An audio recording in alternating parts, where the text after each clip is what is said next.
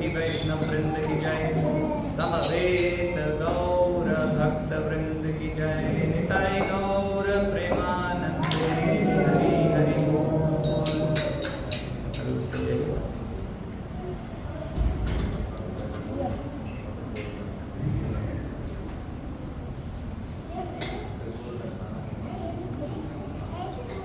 सभी बच्चे इधर ही आ जाइए वापस। जिनके बच्चे हैं छोटे वे ध्यान दें उन पर कि अन्यों के श्रवण में दिक्कत ना हो। और सभी अपने मोबाइल साइलेंट कर लीजिए, मैं भी कर लेता हूँ।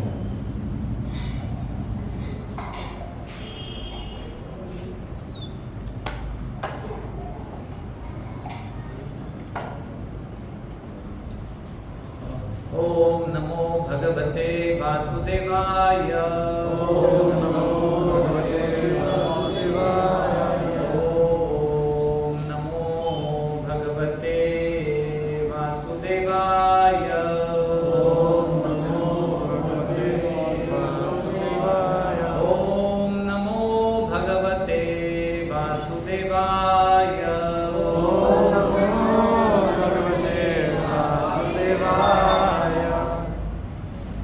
बाहर जो बच्चे गए हैं परस में उनको बुला लीजिए। हर्षित सभी बैठेंगे।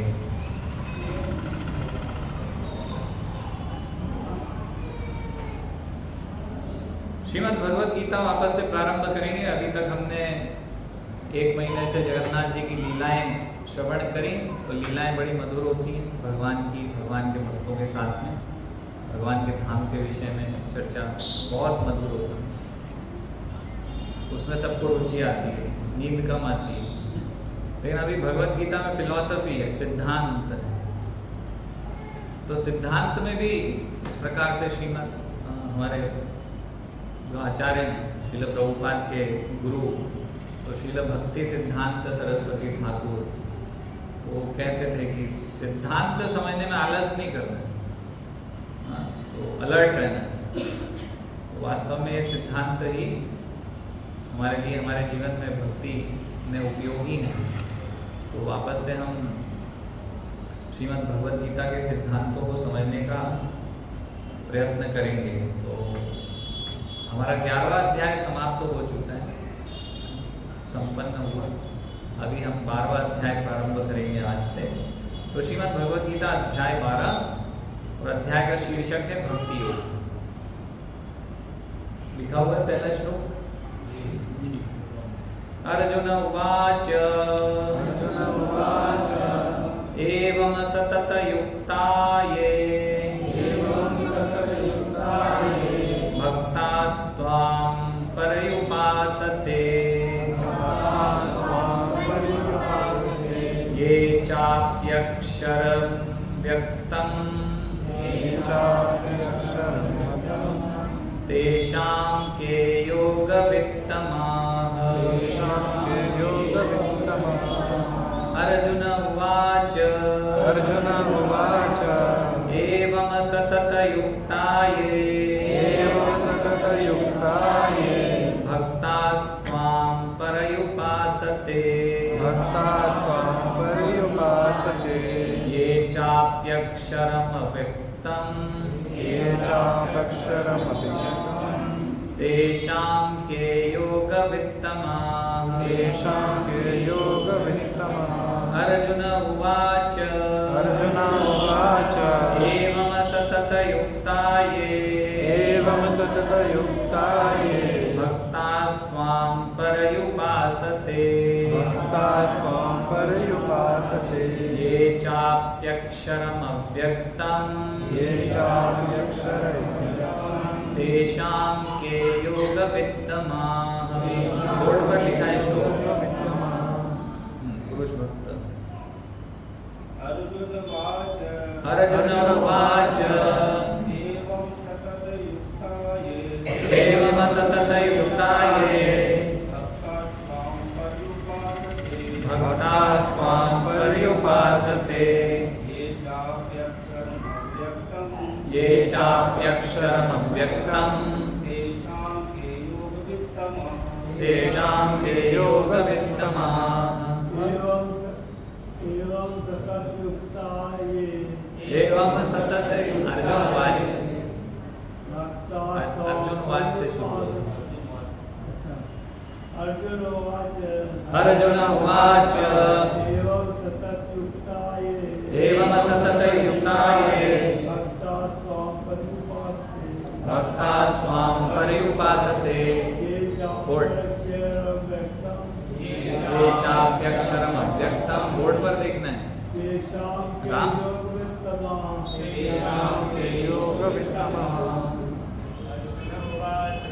अर्जुन वाच एवं सततयुक्ताये भक्तास्त्वां पर्युपासते ये चाप्यक्षरम् अव्यक्तम्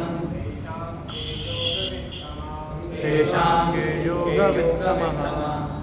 अर्जुन वाच एवं सततयुक्ताये भक्तास्त्वां पर्युपासते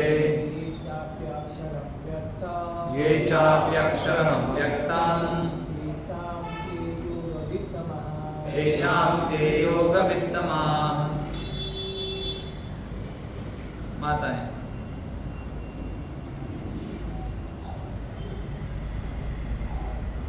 माताएं सब लग रहा है कि समाधि में चली गई हैं भगवान कृष्ण की भक्ति में, तो इसलिए ठीक है, उनको निकालना समाधि से अच्छा नहीं है, डिस्टर्ब नहीं करना चाहिए, इनको पाप लगेगा। हमें कृष्ण भक्ति में व्यवधान डालना है इन्हें, पाप है बहुत बड़ा, है ना।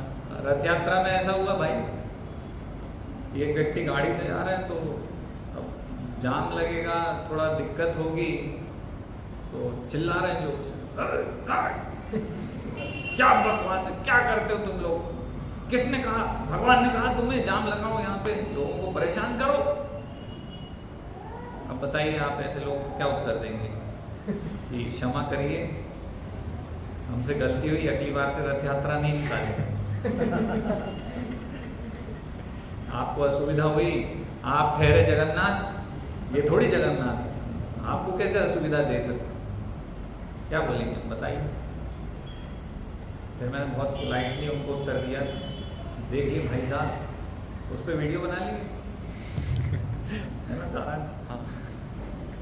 तो हमने उत्तर दिया उनको, भाई देखो, जब यहाँ से मान लो कि सीएम जाता या फिर पीएम जाता और तुम्हें रोका जाता, तो तुम पुलिस वाले पे ऐसे चिल्ला पाते बेटा? और कभी निकले ना तो उस समय चिल्ला के बताना तुम, तो तुम्हें इतने लठ देगा कि तुम्हारी आवाज़ निकलना बंद हो जाएगी बेटा। और मैंने कहा देखो, ये सीएम पीएम तो सब मरते प्राणी हैं, भगवान की प्रकृति के जकड़े हुए बद्ध जीव हैं, भगवान के नियंत्रण में ये सीएम पीएम, मच्छर मक्खी नहीं है उनके आगे भगवान के सामने। और ऐसे जगन्नाथ जी निकल रहे हैं और तू चिल्ला रहा है, गधे, अकल नहीं है तुझे, तू समझ नहीं पा रहा क्या कर रहा है, कितना बड़ा अपराध कर रहा है। तो रावण जैसा बड़ा पापी है तू, लगता है। तो घबरा गया, क्या हो रहा है, वो उसको समझ में आया, अरे बाप रे तो जगन्नाथ है, तब वो समझा कि ये जगन्नाथ है। तो रिवर्सली गाड़ी को तो ऐसा हो जाता है। तो देखिए अभी यही हमारी विजय है कि ये बच्चे सब संस्कारी हैं, और हम जैसे जो यहाँ बैठे हुए बड़े लोग हैं ना, उनके लिए ये एक उत्साह प्रदान करने वाले मार्गदर्शक हैं हमें। तो मेरा उत्साह इन लोगों से आता है। मैं इन लोगों को जब देखता हूँ ना, ये कीर्तन में मग्न है और जोर से कीर्तन कर रहे हैं, चिल्ला भी रहे हैं, नृत्य भी कर रहे हैं, तो इन लोगों से मुझे उत्साह है। तो वास्तव में हमारी विजय है कि हमारे बच्चे इस प्रकार से भजन कीर्तन संस्कारी हो रहे हैं। तो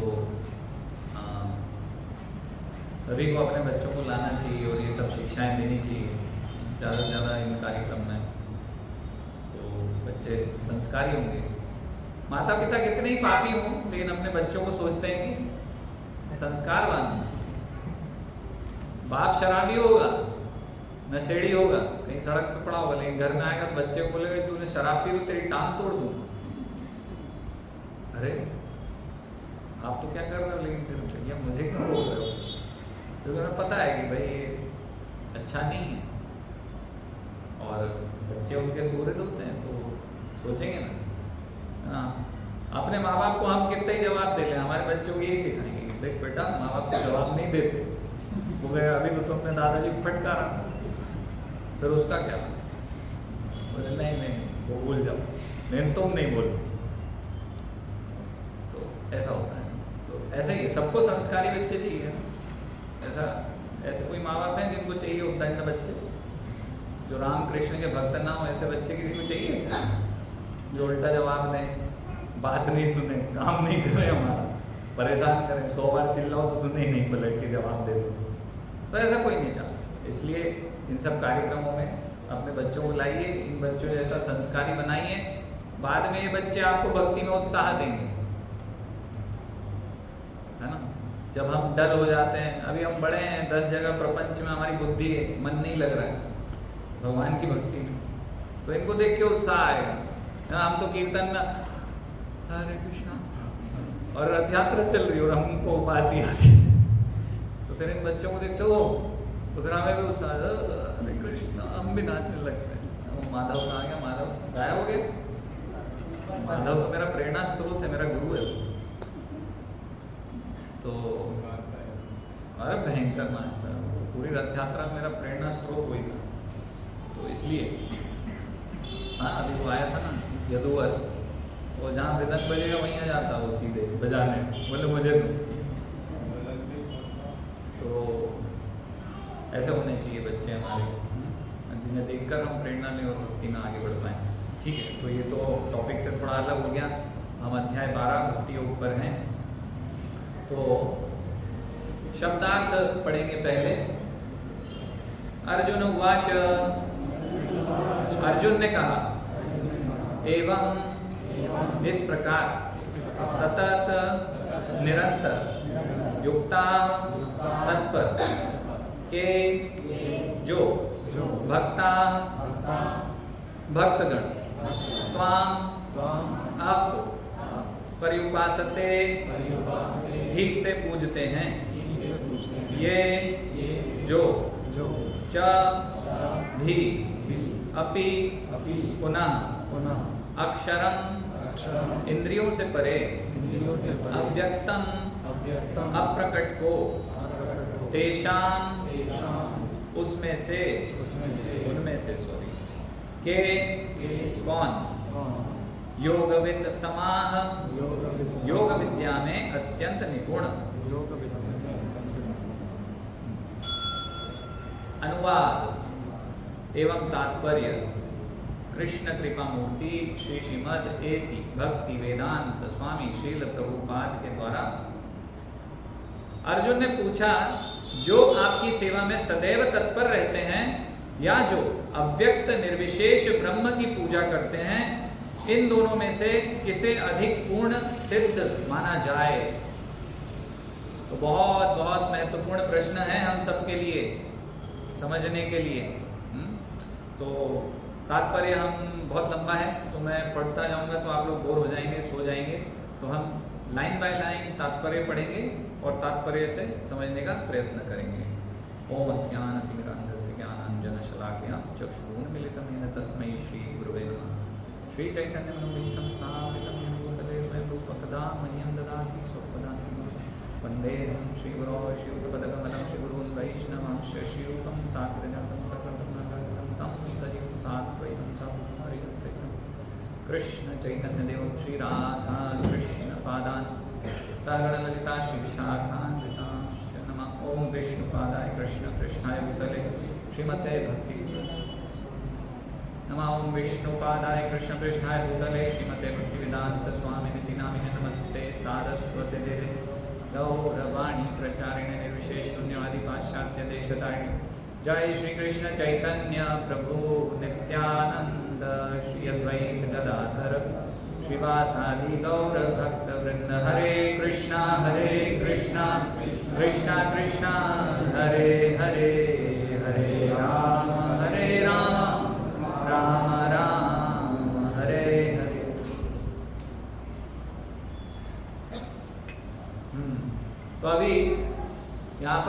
11वें अध्याय का शीर्षक है भक्ति योग।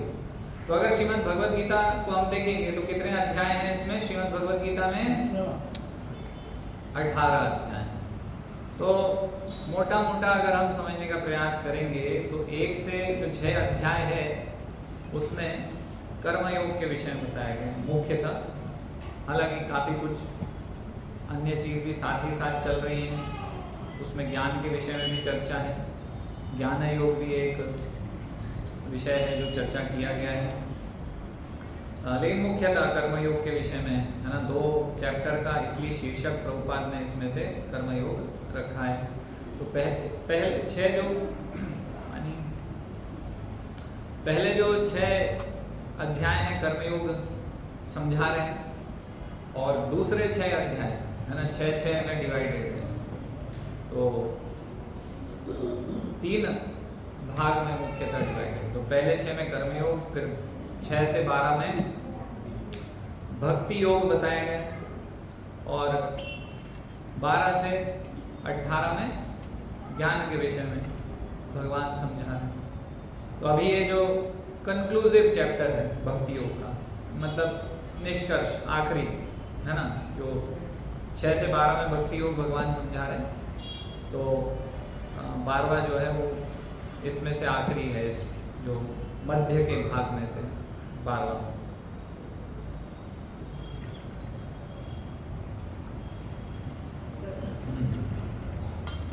तो यहाँ पर अर्जुन वाच, यानी अर्जुन ने पूछा भगवान से, प्रश्न कर रहे हैं 12वें अध्याय में। तो क्या प्रश्न कर रहे हैं? सबसे पहला जो श्लोक है प्रश्न है अर्जुन का भगवान से। तो अर्जुन ने पूछा, जो आपकी सेवा में सदैव तत्पर रहते हैं या जो अव्यक्त निर्विशेष ब्रह्म की पूजा करते हैं, इन दोनों में से किसे अधिक पूर्ण सिद्ध माना जाए? तो अभी 2 प्रकार से भगवान की सेवा में सब लोग लगे हुए हैं, बल्कि 2 प्रकार से भगवान को माना जाता है ना। हम इस जगत में देखते हैं कि साकारवाद है, निराकारवाद है ना। तो साकारवाद यानी कि भगवान के रूप को, स्वरूप को जो मानते हैं, और जो निराकारवाद है उसमें ब्रह्म ज्योति को मानते हैं या भगवान को निराकार मानते हैं। या फिर जो पिछला हमने अध्याय पढ़ा उसमें बताया, क्या था शीर्षक पिछले अध्याय का? 11वें अध्याय का शीर्षक क्या था? हाँ, विराट रूप, यानी भगवान का ये जो विस्तार है, ये जो जगत है वो भी एक प्रकार से कहें तो निराकार रूप भगवान का, या फिर भौतिक भगवान का विस्तार है ना। तो हम देख रहे हैं जैसे भगवान अपनी विभूतियाँ बताते हैं, जब तो भगवान बताते हैं कि पर्वतों में मैं मेरू हूँ है ना, हिमालय हूँ, मेरू हूँ और सिंह हूँ। तो ऐसे विभूतियाँ, अपना ऐश्वर्य भगवान बताते हैं ना। तो भगवान ने अर्जुन के कहने पर ये विराट रूप दिखाया। तो वास्तव में अर्जुन तो पहले ही भगवान को स्वीकार कर चुका था। भगवान को बोल दिया, भगवान परम ब्रह्म, परम धाम, पवित्रम, परमं भगवान, पुरुषम शाश्वतम, दिव्यम, आदिदेवम, अजम विभुम। तो अर्जुन तो मान गया था, ही वॉज सेटिस्फाइड। हाँ, मैं मान गया, मैं समझ गया हूँ कि आप पूर्ण पुरुषोत्तम भगवान हैं। लेकिन अभी सब लोग इस चीज को ग्रहण नहीं कर पाएंगे, सब लोग ग्रहण नहीं कर पाएंगे, तो आपको कैसे समझें? तो शाखा चंद्र न्याय। तो इसलिए भगवान से अर्जुन पूछता है कि और थोड़ा सा आप बताइए, मेरे लिए नहीं, मैं तो मान गया है ना। जिनको बुद्धि नहीं है, जो समझ नहीं पाएंगे है ना, जैसे दुर्योधन है और जो उस समय विरोधी थे कृष्ण के, तो वो समझ नहीं पा रहे थे कि ये द्विभुज मुरलीधर श्याम सुंदर जो स्वरूप है भगवान का, वास्तव में ये खुद भगवान है। ये व्यक्ति ही भगवान है जो अवतरित हुए हैं गोलोक वृंदावन से। तो लोग समझ नहीं पा रहे थे। तो ऐसे बहुत सारे लोग हैं, अब इनको समझ में नहीं आएगा आपका विषय है ना। जैसे हमने बताया ना कि रथ यात्रा में जगन्नाथ जी जा रहे हैं और वो बोल रहे हैं कि अरे नाराज हो रहा है ना। कोई कैसे इतनी हिम्मत कर सकता है, हाँ, कैसे इतना उद्दंडता कर सकता है कि भगवान जा रहे हैं और वहां पर चिल्ला चोट कर रहा हो कि कैसे तुम ये रथ यात्रा निकाल रहे हो, ये सब क्यों कर रहे हो, हाँ? तो इतनी बड़ी उद्दंडता कोई मूर्ख व्यक्ति जो ज्यादा जिसकी समझ नहीं है वो कर सकता है ना। तो ऐसा व्यक्ति जो है वो भौतिक विभूतियों से भगवान को समझ पाएगा, है ना। जैसे मैंने उसको समझाया, कैसे समझाया कि तेरे सामने अभी सीएम खड़ा हो जाएगा तो तेरी सिट्टी पिट्टी गुम हो जाएगी, यहाँ से निकल भागेगा तू या पिट के जाएगा, है ना। तुम्हारी उतनी हैसियत नहीं है कि तुम उसके काफिले को रोक के निकल जाओ बीच में से। लेकिन तुम जगन्नाथ जी जो उनके भी बाप हैं, तुम उनके काफिले को रोकना चाहते हो कि मैं निकलूंगा पहले, तुमने मुझे डिस्टर्ब कर दिया मेरे काम में। तो ऐसे बुद्धि वाले लोगों को कैसे समझ में आएगा, है ना। तो वो शेर से डरते हैं, तो भगवान बोल रहे हैं कि सिंह में है, तो वो समझे ओ बहुत खतरनाक ही व्यक्ति तो, है ना। इसका मतलब ये नहीं है कि भगवान शेर हैं वो 4 पैर पे चलने लग गए, वैसा नहीं है। मतलब कि उनको समझाने के लिए भगवान ये बता रहे हैं। भगवान तो उनसे, भगवान की शक्ति और भगवान का ऐश्वर्य कहीं कहीं ऊपर है, लेकिन भौतिकवादी व्यक्ति उसको ग्रहण नहीं कर पाएगा। इसलिए भगवान इस प्रकार से उसको समझाने का प्रयास कर रहे हैं, क्योंकि अर्जुन चाहते हैं, इसलिए अर्जुन और विस्तार से समझने के लिए प्रश्न कर रहे हैं, और समझाइए और बताइए। आपके विषय में तो सुनते सुनते मेरा पेट नहीं भरता कभी भी, और ये जो अमृत गंगा है उसको और बहाइए और बताते रहिए अपने विषय में।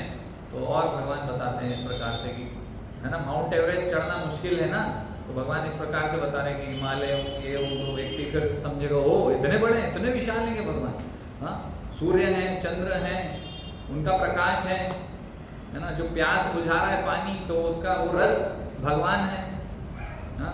तो इस प्रकार से इंद्र है भगवान, तो यमराज भगवान है। तो इस प्रकार से भगवान अलग अलग उदाहरण देके, है ना, तो समझा रहे हैं भगवान। तो अर्जुन ऐसे प्रश्न करते हैं, फिर विराट रूप का दर्शन करते हैं, है ना। फिर भगवान तो मान चुके हैं अर्जुन कि आप भगवान हैं, लेकिन अन्य लोग नहीं मानेंगे, तो इसलिए फिर क्या बोलते हैं कि आप अपना विराट रूप भी दिखा दो, ताकि जब भगवत गीता कोई पढ़ेगा तो समझेगा कि भैया भगवान तो विराट रूप दिखा सकते हैं। तो भगवान कृष्ण ने दिखा दिया तुरंत, यानी हाँ ये कृष्ण भगवान है ना। अन्य कोई बाबा आबा जो बोलते हैं कि भैया मैं भगवान हूँ, तो उनको हम बोलेंगे कि तुम दिखाओ, तो वो नहीं दिखा पाएगा ना। जैसे मैं अभी यहाँ बोलने लग जाऊँ कि मैं भगवान हूँ, मैं विष्णु का रूप हूँ, है ना, थोड़ा फेमस हो जाता है व्यक्ति तो पागल हो जाता है, इस प्रकार से फिर प्रस्तुत करने लग जाता है अपने आप को कि वही भगवान है ना। फिर वो बड़ी बड़ी बातें करने लगता है, नर तो नारायण है, यूट्यूब पे फेमस हो गए बाबा, तो बाबा बोलने लग जाएगा कि नर ही नारायण है, मतलब कि मैं भी भगवान हूँ, है, पागल हो जाता है, बुद्धि फिर जाती है उसकी। तो हाँ, और लोग फिर सुनते हैं उसको क्योंकि वो तो फेमस है, और पागलों की तरह वृंदावन जाते हैं, तो भीड़ लगाते हैं रात के 2-2 बजे, लेकिन वो वास्तव में समझ नहीं पाए हैं, है ना। तो वास्तविकता ये है कि हर कोई भगवान नहीं है, भगवान भगवान है, भगवान विराट रूप दिखा सकते हैं, कोई ऐसा बाबा कोई विराट रूप नहीं दिखा सकता है। तो कृष्ण भगवान है, इसको अन्य लोगों को प्रमाणित करने के लिए भी अर्जुन ने ये प्रश्न किया, और तुरंत ही भगवान ने विराट रूप दिखाया। और विराट रूप जब भगवान ने दिखाया तो अर्जुन घबराया, अर्जुन बोला कि मुझे ये पसंद नहीं आया। वही ठीक है, आप पहले मुझे चतुर्भुज विष्णु रूप दिखाइए, उसके पश्चात आपके द्विभुज मुरलीधर श्याम सुंदर रूप में आ जाएंगे। क्या आज पता नहीं कुछ कविता चल रही है।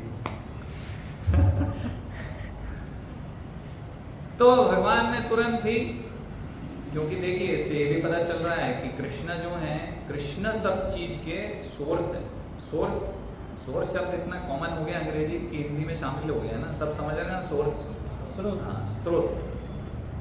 तो कृष्ण सब चीज के स्रोत हैं, सारे तत्वों के स्रोत हैं, सारे विष्णु तत्व के स्रोत हैं कृष्ण। इसलिए कृष्ण ने इस बात पे सीढ़ी ठप्पा लगा दिया था पहले कि अहम सर्वस्य प्रभु, है ना। ये सब कृष्ण कह चुके पहले कि मैं ही सबका उद्गम हूँ, I am the source of all sources, सर्व कारण कारणम। तो भगवान ने बता दिया अर्जुन को कि भाई देखो ये जो विराट रूप है मेरे से ही आया, इसलिए मेरे से निकला, यानी कि मैं ही इसका स्रोत हूँ। ये चतुर्भुज रूप विष्णु का, नारायण का मुझसे निकला, इसलिए मैं ही नारायण चतुर्भुज विष्णु का स्रोत हूँ। देख लो, तुमको क्या देखना है बोलो, तो मैं अभी सब दिखा देता हूँ। और सब दिखाया, वहीं विराट रूप में सब कुछ दिख गया अर्जुन को, पूरा संसार ही दिख गया अर्जुन को वहीं पे, है ना। और ये जो युद्ध चलने वाला है उसका परिणाम भी दिख गया कि सब मर गए, सब खा गए भगवान सब, जिसको मारना था मार डाल चुके हैं। वो तो बस यही है निमित्त मात्र भव सव्यसाची, भैया आप बस बाण चलाओ, लगना है और मरना है, वो तो मैंने निश्चित कर दिया। तो इस प्रकार से अर्जुन को भगवान अपना विराट रूप दिखाते हैं। अब विराट रूप भगवान ने दिखा दिया तो अब क्या होता है कि कम बुद्धि वाले लोग यहाँ भी अटक जाते हैं, फंस जाती है, उनकी सुई अटक जाती है। यही अरे बोलते देखो भगवान ने विराट रूप दिखाया, तो इसका मतलब ये है कि विराट रूप की पूजा करो भगवान की। तो अब इसलिए 12वें अध्याय में भक्ति को स्थापित करने, भक्ति योग को परम बताने, भक्ति को सर्वश्रेष्ठ बताने, भक्तों को सर्वश्रेष्ठ बताने के लिए यहाँ पर अर्जुन ये प्रश्न कर रहे हैं भगवान से। तो क्या प्रश्न कर रहे हैं फिर से सुन लीजिए ध्यान से। तो अर्जुन ने पूछा जो आपकी सेवा में सदैव तत्पर रहते हैं, तो अभी यही पिछले अध्याय के 55वें श्लोक में, कृपया सब ध्यान से यहाँ सुनिए, इधर उधर ध्यान मत लगाइए। तो पिछले अध्याय के 55वें श्लोक में क्या चर्चा हुई भाई? तो मत कर्म कृत मत परमो मद भक्तः संग वर्जितः निर्वैर सर्वभूतेषु यह स मामेति पांडव। तो ये श्लोक बताया था। तो भगवान ने बताया था हे अर्जुन, जो व्यक्ति सकाम कर्मों तथा मनोधर्म के कलमश से मुक्त होकर मेरी शुद्ध भक्ति में तत्पर रहता है, जो मेरे लिए ही कर्म करता है, जो मुझे ही जीवन लक्ष्य समझता है, यानी कि भक्त। तो यहाँ पर देखिए मत कर्म, मत यानी भगवान अपने आप को बता रहे हैं यहाँ पे, मत परमः मत भक्ता, यानी कृष्ण बोल रहे हैं कि मेरा भक्त है ना, जो मेरे लिए कर्म करता है, मुझको परम मानता है, कृष्ण को परम मानता है। कृष्ण भक्त की बात हो रही है यहाँ पर। तो कृष्ण भक्त तो ऐसे व्यक्ति के विषय में क्या बता रहे हैं? जीवन का लक्ष्य समझता है और जो प्रत्येक जीव से मैत्री भाव रखता है वह निश्चित रूप से मुझे प्राप्त करता है। तो भक्ति की बात कर रहे हैं भगवान यहाँ पर। उसके पहले भी भगवान ने बताया भक्त्या त्वनन्य शक्य अहमेव विधो अर्जुन ज्ञातुम दृष्टुम च तत्वेन प्रवेष्टुम च परंतप। तो भगवान ये बता रहे हैं हे अर्जुन, केवल अनन्य भक्ति द्वारा मुझे उस रूप में समझा जा सकता है जिस रूप में मैं तुम्हारे समक्ष खड़ा हूं। तो कृष्ण को समझना है तो केवल भक्ति ही काम आने वाली है। कोई तपस्या से भगवान प्रसन्न नहीं होंगे, कोई योग विद्या समाधि लगाने से भगवान प्रसन्न नहीं होंगे। समाधि हो लेकिन भक्ति की समाधि हो, जैसे अभी माताएं समाधि में है ना, सब हमने चर्चा किया था ना। तो ऐसी समाधि भक्ति वाली, तो ऐसी भक्ति में भक्ति से भगवान को सीधे सीधे समझा जा सकता है कृष्ण को, और सब भक्ति मार्ग में नहीं है। और भगवान ने इसके पहले कर्म योग, ज्ञान योग, ज्ञान को भी बताया। ज्ञान से भी अभी पिछले जितने भी अध्याय चले ना, उसमें ज्ञान के विषय में भी श्लोक है। तो आप कंफ्यूज हो जाओगे भगवत गीता पढ़ के कि भैया ये फिर ज्ञान है कि भक्ति है। भक्ति को भी बता रहे हैं, ज्ञान को भी बता रहे हैं, तो क्या है? इसलिए हमारे लिए अर्जुन यहाँ पर सरल कर रहे हैं। स्पष्ट रूप से कृष्ण से प्रश्न पूछ लिया कि भैया भक्ति की ज्ञान, निराकारवाद की साकारवाद, आप ये जो द्विभुज मुरलीधर श्याम सुंदर हो, इस रूप में आपको भजें कि वो जो आपका निर्विशेष निराकार ब्रह्म ज्योति, उसको भजें? क्या है श्रेष्ठ, क्या है? जब आप सामने ही खड़े हो तो आप ही बता दो, क्योंकि ये बाकी जनता तो मानने वाली नहीं है। तो आप बोल देंगे तो सब मान लेंगे, है ना। तो आप बता दो अभी कि निराकारवाद की साकारवाद, आपको इसी रूप में ही, इस रूप की भक्ति करना ठीक है। वो भक्ति यानी सेवा, इस रूप में आपकी सेवा करना है, इसलिए यहाँ पर सेवा की बात हो रही है बार बार। तो आपका इस रूप में सेवा किया जाए, भक्ति की जाए। अब निराकारवाद में तो सेवा की बात ही नहीं आती। क्यों? निराकारवादी, अब आप देखिए, अब आप समझिए, आप अपने घर में देखिए, पत्नी है, पति की सेवा कैसे करती है? उसके लिए कुछ खाना बनाएगी, उसके जूते पॉलिश करेगी ऑफिस जाने के पहले, है ना। भक्त हैं तो उनके जूते पहनते नहीं भक्त, धोती कुर्ता पहनते तो धोती कुर्ता साफ करके देगी, रखेगी पहले से, है ना। कि सुबह मंगल आरती जाना है तो निकाल के सामने, है ना, सब कुछ, तो सुबह दिक्कत ना हो। तो वस्त्र, प्रसाद, कुछ खाने पीने की चीज, है ना। तो इससे ही हम समझ सकते हैं, साधारण है ये, है ना। तो ये हो गया।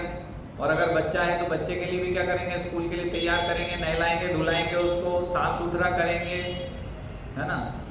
फिर क्या करेंगे, अभी रेनकोट पहनाएंगे, वस्त्र पहनाएंगे, छाता देंगे, है ना। सर्दी है तो फिर स्वेटर बुनेंगे उसके लिए, है ना, जूता चप्पल लेके आएंगे।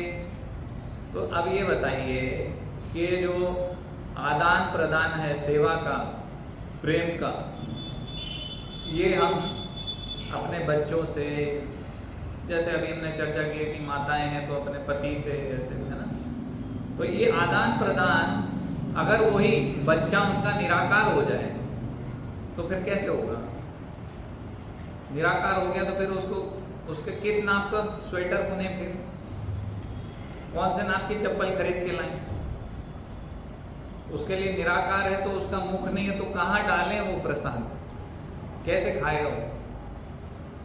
तो वो जो है ना, वो वास्तव में वो चीजें समाप्त हो गई, सेवा समाप्त, अब निराकार हो गया वो। तो करें क्या उसकी सेवा, कैसे आप कैसे प्रेम करें, कैसे सेवा करें उसकी। तो क्या वो संभव है प्रेम और सेवा, नहीं, है ना। तो वास्तव में जो नीरस निराकारवाद है, इसलिए भक्ति योगी कभी भी इसमें रुचि नहीं लेते, और यहाँ तक कि भगवान भी इसमें रुचि नहीं लेते। भगवान के लिए भी ये गौन केस है ना, जिसको बिल्कुल समझ नहीं है। अभी भगवान चिल्ला चिल्ला के बता रहे हैं मुझे क्या करो, पत्रम पुष्पम फलम तोयम यो में भक्त्या प्रयच्छति, तो कुछ भगवान के लिए भोग लगाना है। भगवान तो बोल रहे हैं पत्र पुष्प चढ़ा दो बस मैं संतुष्ट हूँ, लेकिन भक्त थोड़ी संतुष्ट है। भक्त तो 56 भोग बनाते हैं, अच्छा अच्छा कुछ बना के भगवान को भोग लगाते हैं। तो भगवान को खिलाते हैं, पिलाते हैं, नहलाते हैं, धुलाते हैं, वस्त्र पहनाते हैं, आभूषण पहनाते हैं, श्रृंगार करते हैं, सब करते हैं। अगर वही चीज निराकार हो गई तो फिर तो वो रस ही खत्म हो गया। वो जो 5 रस हैं वो कहाँ गए, मुख्य 5 रस। दास्य रस, कौन कौन से रस हैं जिसमें भक्त आदान प्रदान करते हैं भगवान से। दास्य साख्य वात्सल्य। हाँ, दास्य सख्य है, शांत रस भी है सबसे पहले। शांत रस, दास्य रस, सख्य रस, वात्सल्य रस, माधुर्य रस। तो ये 5 रस में भगवान के भक्त आदान प्रदान करते, और उसमें भक्तों को आनंद होता है सेवा करके, और सेवा ग्रहण करके भगवान को आनंद होता है। फिर भगवान भी सेवा करते हैं भक्तों, है ना। जिस प्रकार से हम चर्चा कर रहे हैं कि हम भी अपने घर परिवार में इस प्रकार से सेवा का आनंद करते हैं, है ना। वो भौतिक आनंद है, भौतिक रिश्तेदारी में आनंद है, लेकिन करते तो है ना। हाँ, तो वैसा ही आनंद हमारा अगर निराकारवाद पे आ गए हम तो खत्म हो जाएगा, सेवा प्रेम खत्म हो जाएगा। तो बताइए आप कैसा चाहते हैं। आप सब लोग से प्रश्न है मेरा, क्या चाहते हैं आप कि आपके घर वाले सब निराकार हो जाए। साकार चाहते हैं ना, तो भगवान को क्यों निराकार चाहते हो फिर आप, जबकि भगवान नहीं चाहते निराकार। भगवान का एक रूप है निराकार रूप, वो भगवान का विस्तार ही है। तो ईशोपनिषद में बताया गया है, क्या बताया है, हिरण्यमयेन पात्रेण सत्यस्ता पिहितम मुखम। आगे क्या है, मैं हमेशा भूल जाता हूँ ये लाइन। तत्वम कुषण्ण पावृणु सत्य धर्माय दृश्यते। तो भगवान को देखने के लिए भगवान की जो ब्रह्म ज्योति है, जो भगवान की चमक है, तो उसको हटाने का ये ईशोपनिषद में बताया गया कि भाई आपके दर्शन कैसे करें। तो ये हटाइए आप आपकी ज्योति, है ना, आपका जो प्रकाश है, तो आपका दर्शन हो। तो वास्तव में ये जो ब्रह्म ज्योति है, इससे पता चल रहा है उपनिषदों से, ब्रह्म संहिता में ब्रह्मा जी बोलते हैं। कौन सा श्लोक है बताइए कमलेश।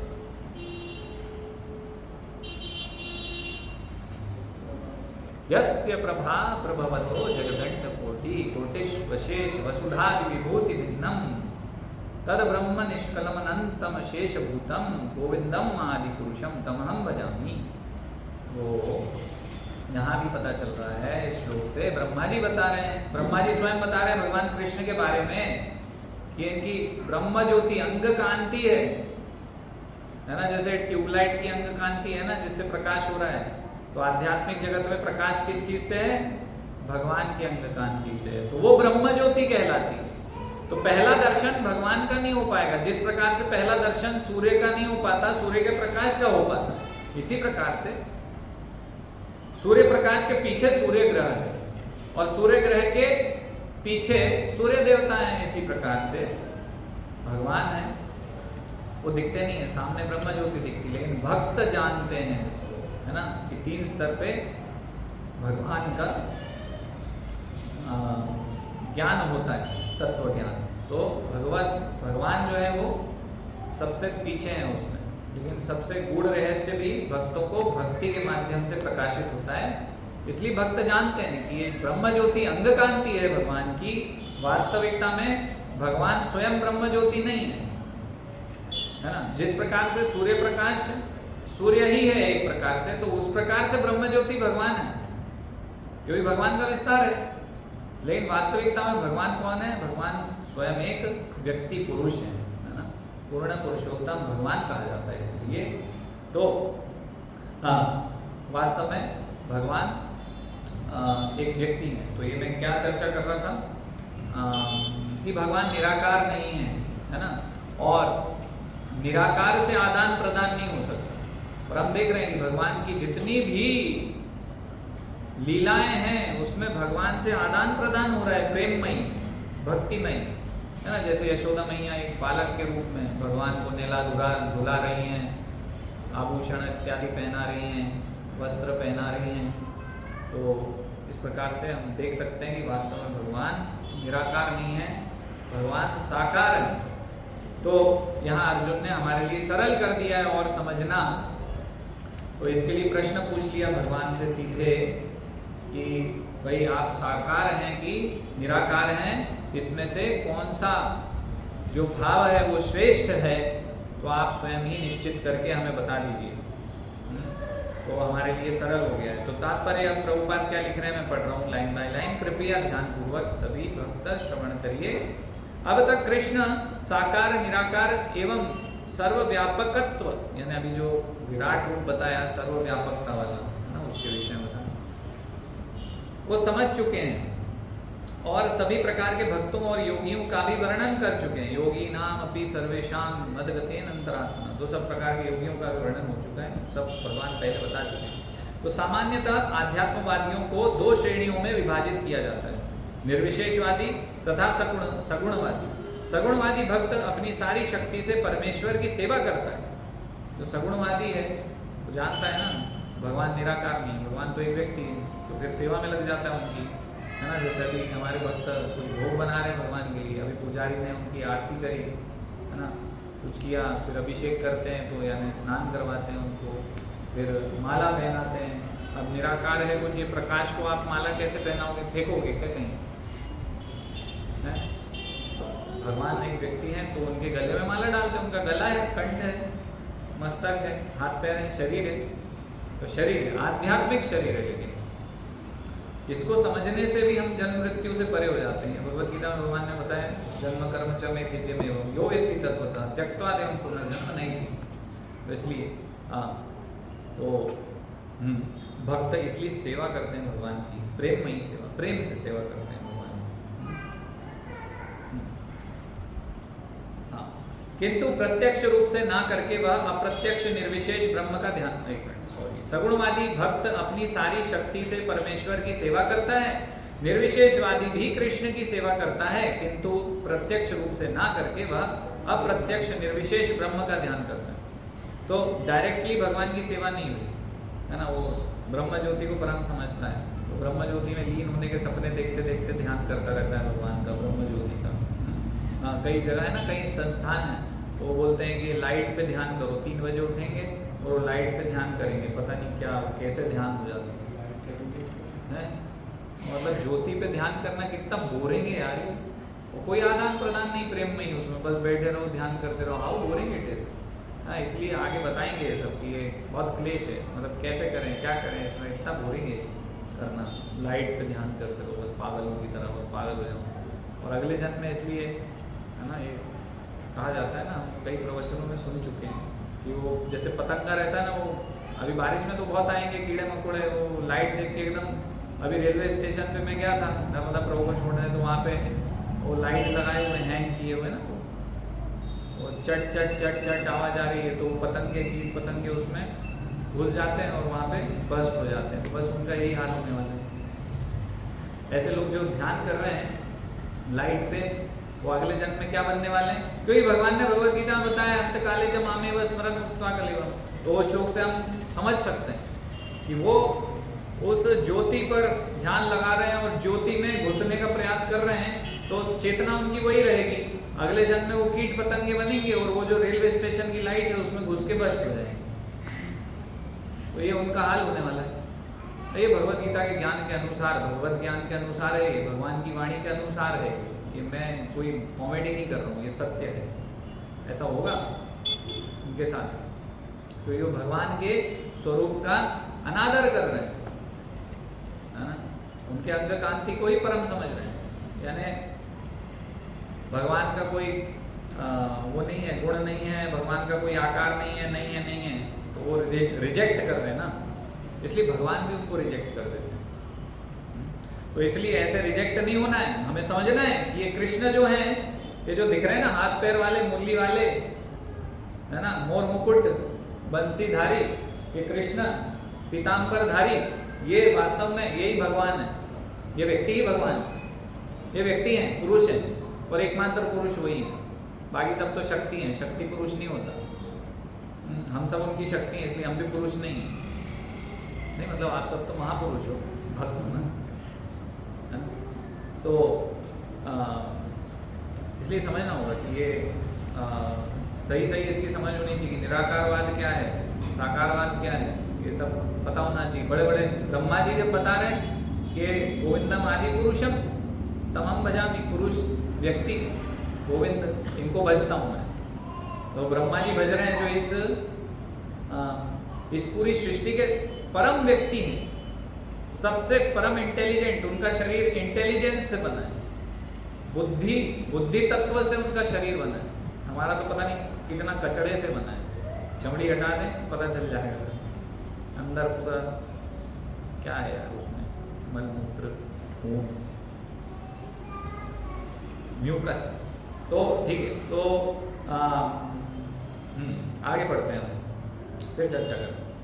इस अध्याय में देखेंगे कि परम सत्य की अनुभूति की विभिन्न विधियों में भक्ति योग सर्वोत्कृष्ट है। यदि कोई भगवान का सानिध्य चाहता है तो उसे भक्ति करनी चाहिए। प्रभुपाद पहले ही बता दे, आगे भगवान बताएंगे, लेकिन प्रभुपाद हमारे आचार्य सब ऐसे ही पहले पन्ने पे ही भगवत गीता का सार लिख देते हैं कि ज्यादा मेहनत नहीं करनी पड़े, कोई पहले ही पन्ना पढ़ ले तो वो समझ जाए। अब लोग कहते हैं कि अरे इस तात्पर्य में, इस श्लोक में थोड़ी भक्ति योग लिखा है, प्रभुपाद ने तो घुसेड़ दिया। अरे तो जानबूझ के घुसेड़ा है ना, तुम जैसे बुद्धुओं के लिए तो पहले पन्ने पे ही लिखना पड़ेगा। तुम एक लाइन भी पढ़ो तो तुम्हें सार मिल जाए भगवत गीता का। इसलिए हर श्लोक में, पूरी पुस्तक में प्रभुपाद भक्ति योग लिखते हैं। जहां भक्ति शब्द नहीं आ रहा वहां भी भक्ति लिखते हैं। क्यों? आपके भले के लिए। हाँ? तो भगवान बताना चाहते हैं आपको, इसका निष्कर्ष भगवत गीता का निष्कर्ष यही है। आप तो भगवान की लीला देख लो, भगवत गीता छोड़ दो, क्या दिख रहा है उसमें? राधा रानी क्या कर रही हैं, है ना? बहुत राधे राधे बोलते हो, राधा रानी क्या कर रही हैं? राधे राधे बोलने वाले भी निराकारवादी हैं, बताओ आप जरा। ऐसी तो विडंबना है। राधा रानी भगवान की सेवा कर रही हैं, भगवान से प्रेम कर रही हैं। सारी गोपियां, सारे गोप बालक, पूरा वृंदावन, पूरा ब्रज पागल है, प्रेमी है कृष्ण का, प्रेम कर रहे हैं, सेवा कर रहे हैं, सेवा ही कर रहे हैं सब। बलराम जी भी सेवा कर रहे हैं कृष्ण की। हाँ? तो उससे क्या समझ रहे हैं हम? भगवान एक निराकार है, व्यक्ति नहीं है, पुरुष नहीं है। क्या समझा हमने? बड़ी लीलाएं सुन रहे हैं, भागवत कथा सुन रहे हैं, और फिर वो निष्कर्ष निकालते हैं कि निराकार है वो तो सब कुछ। जो कथाकार है वो भी यही बोल देता है, अरे भैया तो इतनी लीला क्यों सुनाई, पागल बना रहे हैं क्या हमें? और एक राधा रानी और ये सब क्या, फिर ये क्या कर रहे हैं? फिर ये सब सुनने का अर्थ ही क्या निकला? तो ये सब मत सुनो। फिर वो पाखंड की तरफ चले गए। बड़ी लीलाएं सुन रहे हैं, भगवान नाच रहे हैं, तो निराकार कुछ नाचता है क्या? कभी ये लाइट को नाचते हुए दिख रहा है कोई? हाँ, कभी देखा किसी ने? और फिर तो हम देख रहे हैं कि भगवान एक व्यक्ति हैं, आदान प्रदान कर रहे हैं, भगवान भी प्रेम करते हैं भक्तों से।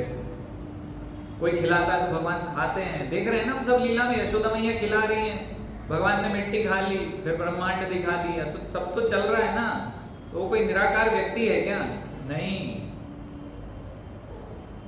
साकार सगुणवादी होना चाहिए हमें, क्योंकि हम देख रहे हैं ना, इससे सीखना चाहिए। और भगवान सब बोल रहे हैं भक्ति परम है ना, तो इसलिए निष्कर्ष पहले ही श्लोक में, अभी तो प्रश्न ही पूछा अर्जुन ने और पहले इत्तेफाक सीधा प्रभुपाद ने, ये लो भक्ति सर्वश्रेष्ठ है। आगे समझ में आ जाएगा, आगे के श्लोकों में सब है। हाँ, पिछले अभी हमने जो 55 और वो श्लोक चर्चा किया, भक्त्या तो अनन्य शक्य और मत कर्म मत परम मत भक्त, इस प्रकार से भगवान भक्ति भक्ति भक्ति भक्ति तो बता रहे हैं परम हर जगह। भक्त्या माम अभिजानाति यावन यश्चास्मि तत्वतः, भक्ति से भक्त मुझे तत्वतः जानते हैं, है ना। जब भगवान आदान प्रदान की बात कर रहे हैं, पत्रम पुष्पम फलम तोयम यो मे भक्त्या प्रयश्यति तदहम भक्त्या उपरत अशनामि, क्या है रहता। तो भगवान वहां भी बोल रहे हैं, 2 बार भक्ति का भक्त शब्द उपयोग कर रहे हैं एक ही श्लोक में 2 बार। हर जगह तो भगवान बता रहे हैं, भगवान तो सारी चीजें चर्चा करके निष्कर्ष बता रहे हैं। भक्ति योग, भगवत गीता का सार यही है, भक्ति योग सीखना चाहिए, भक्ति योग को हमें अपनाना चाहिए। भगवान एक निराकार नहीं है, भगवान एक साकार सगुण व्यक्ति है, पुरुष है। तो यहाँ इसलिए प्रभुपाद ने पहले ही लिख दिया, तो इससे आप कंफ्यूज मत होइए। शुरू में हम भगवत गीता पढ़ते हैं तो डाउट से देखते हैं कि इसमें नहीं दिया, लेकिन प्रभुपाद ने लिख दिया। तो प्रभुपाद ने ऐसे ही नहीं लिखा, हम सब जैसे कम बुद्धि वालों के लिए, इसलिए प्रभुपाद पहले पन्ने से ही समझाए जा रहे हैं वही चीज कि अंत तो कथवा निष्कर्ष ही है, प्रेममयी भक्ति, भगवान की प्रेममयी सेवा, भक्ति यानी कि सेवा जो सब ब्रजवासी कर रहे हैं उसको कहते हैं भक्ति, जिसके अंदर सेवा है। लेकिन निराकारवाद में कोई सेवा नहीं है, ब्रह्म में लीन हो जाओ, बोर हो जाओगे, फिर नीचे टपक जाओगे।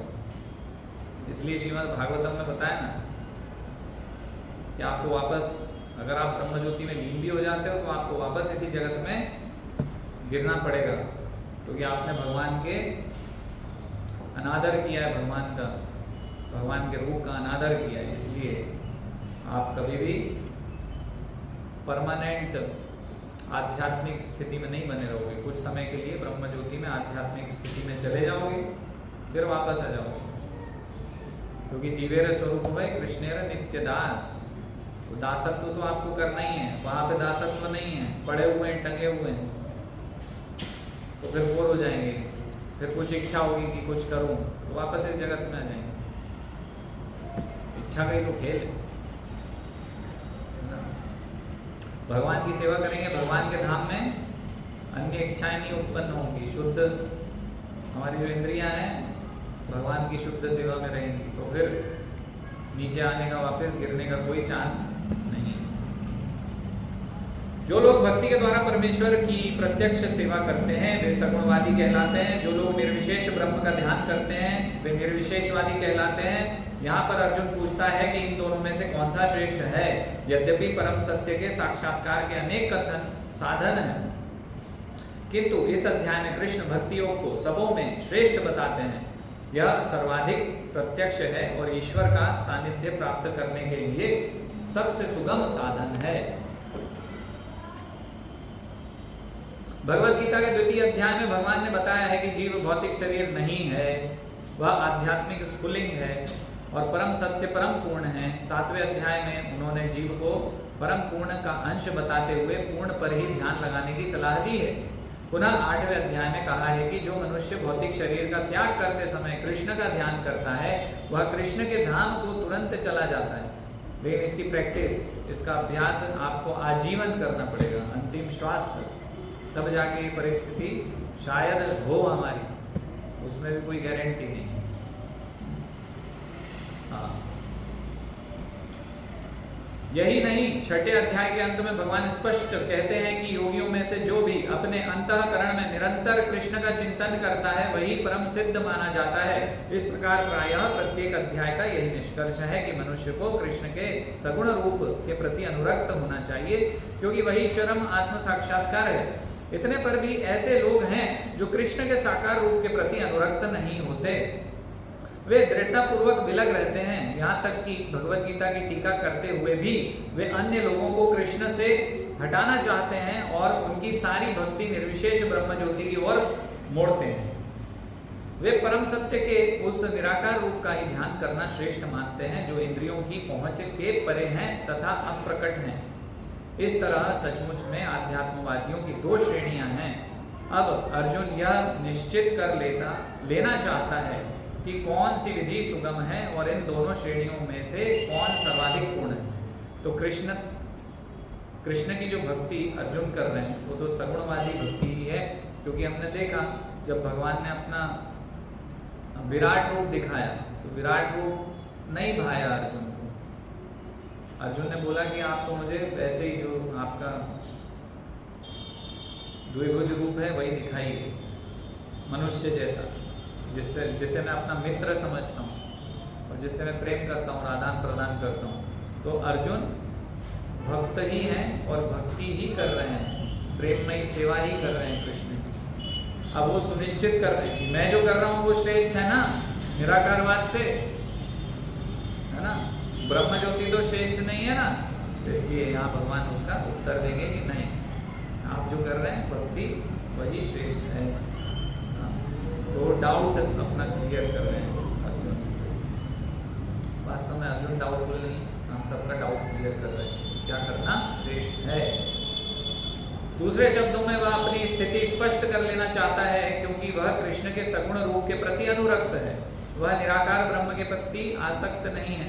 वह जान लेना चाहता है कि उसकी स्थिति सुरक्षित तो है, निराकार स्वरूप चाहे इस लोक में हो चाहे भगवान के परम लोक में हो, ध्यान के लिए समस्या बना रहता है। वास्तव में कोई भी परम सत्य के निराकार रूप का ठीक से चिंतन नहीं कर सकता। जैसे हमने चर्चा की है ना, निराकार का क्या चिंतन करो, है ना। जैसे अभी हम चिंता करते हैं अपने बच्चे की, बच्चा खेलने गया है, बच्चा स्कूल में गया है, तो चिंतन करते हैं तो हमें उसका एक स्वरूप दिखता है ना हमारे चिंतन में। अगर वो निराकार हो जाए तो क्या चिंतन करोगे आप, क्या ध्यान लगाओगे, नहीं हो पाए। मतलब ये तो कुछ तो भी है। हाँ, वास्तव में कोई भी परम सत्य के निराकार रूप का ठीक से चिंतन नहीं कर सकता। अतः अर्जुन कहना चाहता है कि इस तरह से समय गंवाने से क्या लाभ। अर्जुन को 11वें अध्याय में अनुभव हो चुका है कि कृष्ण के साकार रूप के प्रति आसक्त होना श्रेष्ठ है, क्योंकि इस तरह वह एक ही समय अन्य सारे रूपों को समझ सकता है और कृष्ण के प्रति उसके प्रेम में किसी प्रकार का व्यवधान नहीं पड़ता। अतः अर्जुन द्वारा कृष्ण से इस महत्वपूर्ण प्रश्न के पूछे जाने से परम सत्य के निराकार तथा साकार स्वरूपों का अंतर स्पष्ट हो जाएगा। अब भगवान आगे सीधे उत्तर दे देंगे इसका, है ना, कि साकार जो मैं खड़ा हूँ भाई, ऐसे मेरी पूजा पाठ करो, ऐसे मुझसे प्रेम करो, आदान प्रदान करो। अगले श्लोक में हम अगली कक्षा में अगले गुरुवार को चर्चा करेंगे। यहाँ पर एक बहुत महत्वपूर्ण बात पिछली कुछ लाइनों में प्रभुपाद ने बता दी है। क्या बताया कि व्यवधान है ये तो भगवान के प्रेम में, निराकारवाद, है ना। प्रेम तो किसी व्यक्ति से किया जा सकता है ना, और वो व्यक्ति को ही आप हटा दोगे और कुछ निराकार कर दोगे, प्रेम कैसे करोगे। कुछ रूप स्वरूप तो होना चाहिए ना प्रेम कर। तो इसलिए वृंदावन वासी को आप बोलो किसी को निराकार की पूजा करो, तो वो आपको रिजेक्ट कर देगा, तो जाओ यहाँ से आप।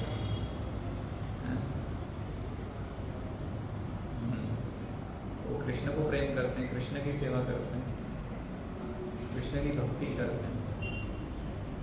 हरे कृष्णा। श्रील प्रभुपाद की भगवद गीता यथारूप की। किसी का कोई प्रश्न है?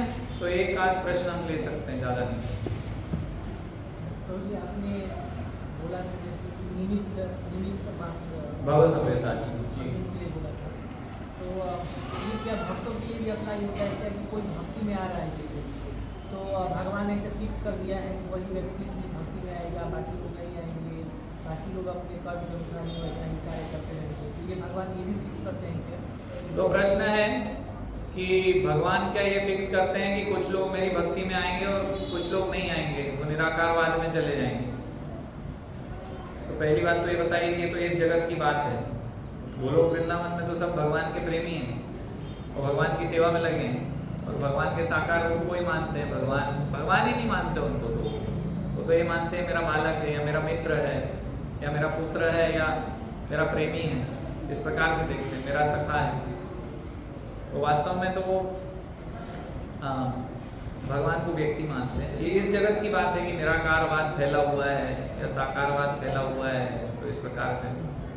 तो इस जगत में हम आते क्यों हैं, पहले बताइए। भगवान से ईर्ष्या रहता है।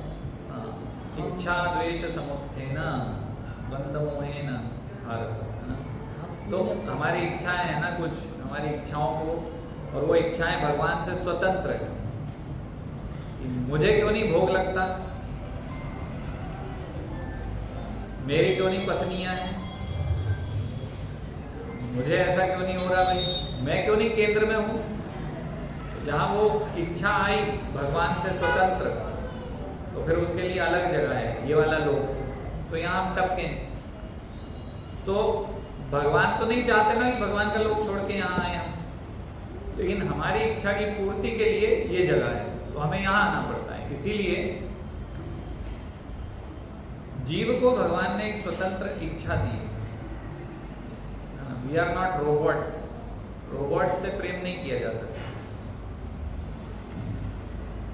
कोई जीव से प्रेम किया जाता है कि भाई वो स्वतंत्रता से हमें सरेंडर करे तो हमें अच्छा लगता है ना। हमने एक रोबोट बना लिया और उसको घर में रख लिया पत्नी बना के, तो थोड़े दिन में उस रोबोट को मुक्के मार के तोड़ के फेंक देंगे, क्योंकि वो आदान प्रदान उसमें वो वैसा हो ही नहीं पाएगा। तो इसलिए भगवान ने हमें बनाया, लेकिन हमें स्वतंत्र इच्छा दे दी। तुम स्वतंत्र रूप से मुझसे प्रेम करो, वो मुझे अच्छा लगेगा, लेकिन हम नहीं करते तो इस जगत में आ जाए। तो हमारी इच्छा का दुरुपयोग,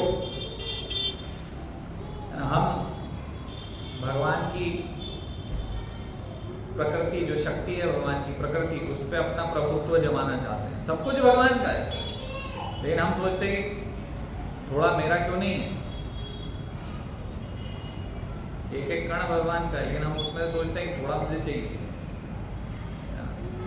मेरे पत्नी बच्चे, मेरा घर, मेरी गाड़ी, मेरा बंगला, मेरा ये, तो है सब कुछ भगवान का ही है, कुछ भी नहीं है हमारा। उसमें से हम अपना चाहते हैं ना। तो ये एक इच्छा हुई ना, तो इच्छा पूर्ण करने के लिए भगवान ने यहाँ भेज दिया कि कर लो, ट्राई कर लो, तुम फ्रस्ट्रेट होके वापस मेरे पास ही आना है तुम्हें, दुखी होके मेरे चरणों में आके गिरो, तो चलो ठीक है देख लो करके। तो ये इच्छा की वजह से हुआ ना। तो भगवान इच्छा देखते हैं कि मैं तो बता रहा हूँ भगवत गीता, मैंने तो बताया भक्ति योग, अब आपकी इच्छा है कि नहीं, आप फिर भी नहीं मान रहे। तो ऐसे ही हम अगर उन लोगों को देखेंगे तो वो मानना नहीं चाहते भगवान की बात को, भगवान की बात को स्वीकार नहीं करना चाहते, भक्ति को स्वीकार नहीं करना चाहते। तो अभी हमारे घर में हमारा बच्चा होता है, अब आपके बच्चे नहीं हैं, मैं तो बहुत अच्छे समझ लूँगा, जिनके बच्चे हैं वो समझ लेंगे, लेकिन फिर भी हम भी तो बच्चे हैं ना, कुछ लोग बच्चे हैं, वो उसको उस प्रकार से समझो। तो घर में कोई बच्चा होता है, जिद करता है, तो एक बार हम समझाते हैं, दूसरी बार समझाते हैं, तीसरी बार समझाते हैं, तो चौथी बार बोलते हैं ठीक है जा बाहर में जाओ, नहीं समझ रहे। चॉकलेट खाना है, चॉकलेट खाना है, बना दिया, नहीं नहीं दांत सड़ जाएंगे, दांत सड़ जाएंगे। तो ठीक है कर लो भाई, करके देख लो। अब बारिश है तो भाई बाहर साइकिल मत चलाओ, मैं परस में बोलता हूँ, वो बहाने मारता नहीं नहीं नहीं हो रही हो तो धीरे हो रही हो। मैं बोलूँगा नहीं बीमार पड़ जाएगा, मत जा। एक बार बोलता हूँ, दो बार बोलता हूँ, 10 बार बोलता हूँ, नहीं नहीं मैं आ ही रहा हूँ बस 5 मिनट, हो जाना बीमार ज्यादा। तो बीमार हुआ तो फिर वो हो गया ना बीमार, बोला था ना मैंने तुझे, नहीं समझा ना तू। तो ऐसे ही भगवान तो समझा रहे। अब ज्ञान मार्ग में कितने लोग हैं? ज्ञानी जन। और भगवान ने क्या बताया? बहुनाम जन्मनाम अंते ज्ञानवान माम प्रपद्यते वासुदेव सर्वमिति सम आत्मा सुदुर्लभ। वैसे कई ज्ञानी हैं जो कितने कितने जन्म लेने के बाद उनकी मुक्ति सुनिश्चित होगी। वो भी कब? बहुनाम जन्मनाम अंते ज्ञानवान माम प्रपद्यते, प्रपन्न, जब वो शरणागति ले लेंगे भगवान कृष्ण की तभी होगी। ज्ञान मार्ग में रहेंगे जब नहीं होगी उनकी। तो ये भगवान ने बता दिया। वो ज्ञानी इस चीज को स्वीकार नहीं करेगा कि उसको भगवान की सेवा करनी चाहिए। वो तो सब कुछ त्याग वाग के बैठ के बस ध्यान करेगा या ग्रंथ पढ़ेगा, शास्त्र पढ़ेगा, ये करेगा, है ना। तो उसका कल्याण नहीं होगा, क्योंकि भगवद गीता में भगवान ने बता दिया कि इसको तो अभी जन्म जन्मांतर लगने वाले हैं, और फिर ये जन्म जन्मांतर के बाद मुझे सरेंडर करेगा। और वासुदेव सर्वमिति, कि वासुदेव ही सब कुछ है, कृष्ण ही सब कुछ है। जब इसको स्वीकार कर लेगा उसके बाद सम आत्मा सो दुर्लभ, दुर्लभ महात्मा बन जाएगा वो। जब तक उसका कल्याण नहीं होगा, जब तक वो भक्ति योग को स्वीकार नहीं करेगा। तो भगवान ने तो सब बता दिया। अब हमारी स्वतंत्र इच्छा का हम दुरुपयोग करते हैं तो फिर हम यहाँ पर पड़े रहेंगे, है ना। अभी तक हम पड़े हुए हैं, अभी कब तक पड़े रहेंगे पता नहीं। तो इच्छा हमारी भगवान की इच्छा से मैच हो जानी चाहिए। तो भगवान ने बता दिया भक्ति योग करो, सेवा करो, मुझसे प्रेम करो, और ये सब हम करेंगे तो हम भगवान की इच्छा से कार्य कर रहे होंगे, अपनी स्वतंत्र इच्छा का दुरुपयोग नहीं कर रहे होंगे। तो वो एक प्रकार से स्वतंत्र इच्छा का दुरुपयोग है। भगवान नहीं चाहते कि वो हम उस दिशा में जाएं निराकारवाद में, और उसमें भगवान को भक्ति योग बता रहे हैं। श्रीमद् भागवत जो ग्रंथ है वो भगवान की भक्ति के विषय में है, भक्ति सिखा रहे हैं उसमें। तो अगर हम नहीं करते तो हम अपनी इच्छा से ही अपने दिशा तय कर रहे हैं। वही हम उस प्रकार के पुत्र हो गए कि जाओ जो करना है करो, फिर ठीक है भाई। भक्ति मतलब हमारा चॉइस है ना। भक्ति चॉइस है, भक्ति Yes. डेस्टिनी में नहीं है। हाँ, भक्ति किसी के डेस्टिनी में नहीं रहता। डेस्टिनी में नहीं है, लेकिन भक्तों की कृपा से किसी को भी प्राप्त हो सकती है। जैसे प्रभुपाद की कृपा से हम जैसे लोगों को प्राप्त हो गई, प्रभुपाद की कृपा से हमें भक्ति मिल गई। तो भक्तों की कृपा से सुलभ हो जाती है। मतलब भक्त के द्वारा ही भक्ति नहीं है। हाँ, भाग्य में नहीं है। किसी के भाग्य से नहीं है भक्ति। प्रभुपाद से भी तो ऐसा प्रश्न किया था ना किसी ने, तो प्रभुपाद ने उत्तर दिया था कि तुम्हें भक्ति मैंने दी है। हम सोचते हैं हमारे पूर्व जन्म के कर्म होंगे, हाँ। तो अपनी योग्यता तुरंत बखान करने लग जाता है ना कोई भी मनुष्य अहंकारवश। तो उसका अहंकार डाउन कर दिया प्रभुपाद ने तुरंत, बोले तुम्हें भक्ति मैंने दी है बेटा। एक भक्त ही, शुद्ध भक्ति ही भक्ति दे सकता है। अभी बहुत सारे ऐसे भक्त हैं जो अपनी बखान करते हैं, अरे हम तो पहले से ही भक्त थे, अरे हम तो पहले से ही करते थे प्रभु जी, आपको पता नहीं है, हम तो पहले से ही वृंदावन जाते थे, वो करते थे, अरे कुछ भी करते थे। ये शुद्ध भक्ति का जो ज्ञान, जो बुद्धि, जो मनोचेतना मिली है, कृष्ण भावना मनोचेतना प्राप्त हुई है ना, वो भक्तों की कृपा से ही मिली है। खुद की योग्यता का बखान मत करो। मूर्ख, एक मूर्ख व्यक्ति खुद का बताता है कि मैं तो करता था पहले से। इसलिए प्रभुपाद ने उसका जो अहंकार था उसको तुरंत समाप्त किया, क्योंकि प्रभुपाद कृपा करते हैं ना, ऐसे शुद्ध भक्त कृपा करते हैं, तो भक्तों में अहंकार नहीं देखना चाहते। तो ये अहंकार रह जाएगा उसमें, तो उसका कल्याण होने वाला नहीं। तो इसलिए उस अहंकार को तुरंत काट देते हैं भक्त। तो इसलिए प्रभुपाद ने तुरंत बोल दिया तुम्हें भक्ति मैंने दी है। इसलिए नहीं कि प्रभुपाद में अहंकार था उस, क्योंकि अभी प्रभुपाद गुरु है ना, उनकी ऊंची पोजीशन है, तो वो उनको बोल सकते हैं तुम्हें मैंने दिया है।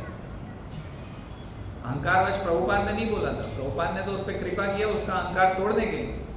वो व्यक्ति अहंकार कर रहा था कि भाई इस प्रकार से बताना कि भाई अपने पूर्व जन्म के कर्म हैं, और हम तो पहले से ही ऐसे घर में जन्म हुए, और हम तो वृंदावन जाते थे, हम तो करते ही थे, भक्तों की कृपा से ही भक्ति मिलती है कभी भी। ओके, एक मिनट, पहले उन्होंने हाथ उठाया था, जल्दी से क्योंकि समय अधिक हो गया, फटाफट बोलिए, जोर से बोलिए वहीं बैठ के।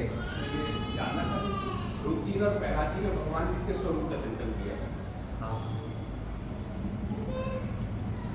तो ध्रुव महाराज भक्त, आप प्रभुपाद का भी पढ़ेंगे तात्पर्य, तो भक्ति योगी ही थे वो, है ना। तो उन्होंने गुरु मंत्र प्राप्त किया, वो गुरु मंत्र बोला और भगवान का, जैसे कि जब प्रहलाद महाराज के विषय में आता है तो उसमें एक श्लोक आता है जिसमें कृष्ण का वर्णन आता है ना, मतिर्न कृष्णे परतः स्वतो। तो प्रहलाद महाराज बोल रहे हैं ना कृष्ण के विषय में, मतिर्न कृष्णे परतः स्वतो, जब तो कृष्ण आए ही नहीं, तो पहले के युग की बात। लेकिन कृष्ण आए नहीं तो इसका मतलब, अब जैसे कि मान लीजिए कि यहाँ पर चीफ मिनिस्टर आए नहीं, तो चीफ मिनिस्टर नहीं है क्या अभी इस वक्त, और मान लो कि 1 साल बाद हमारी रथ यात्रा में आ गए, तो जब ही पैदा हुए क्या वो? नहीं, वो अपने स्थान पे हैं, वो प्रकट जब हुए। तो इसी प्रकार से प्रहलाद महाराज को पता है कि कृष्ण है ना, इसलिए तो बोल रहे मतिर्न कृष्ण परता सुतोवा मिथ्वाभिपत्य ग्रह व्रताना। तो कृष्ण भक्त प्रहलाद महाराज कृष्ण भक्त हैं, जानते हैं कृष्ण है, ध्यान कर रहे हैं, कृष्ण पे कर रहे हैं, है ना। अब उसमें कहीं कहीं वर्णन ऐसा भी आएगा विष्णु रूप में कि ध्यान कर रहे हैं, तो चतुर्भुज विष्णु रूप जो है वो विष्णु तत्व, भगवत तत्व ही। तो उसमें इस प्रकार से भेद नहीं करना चाहिए कि कृष्ण का ध्यान नहीं करो। तो तत्वतः राम है, कृष्ण है, और जो भी दशावतार हैं मुख्य, वो सब कृष्ण मतलब भगवत तत्व ही है।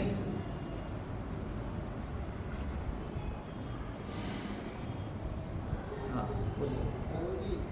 भौतिक जगत में अर्थ को महत्व दे रहे हैं। क्या भौतिक जगत में अर्थ को महत्व दे रहे हैं और भक्ति और सच्चाई को महत्व नहीं दे रहे हैं। हमारे अपने ही मतलब जो अड़ोस पड़ोस ये सब क्यों देखने नहीं मिलता, ये क्या है?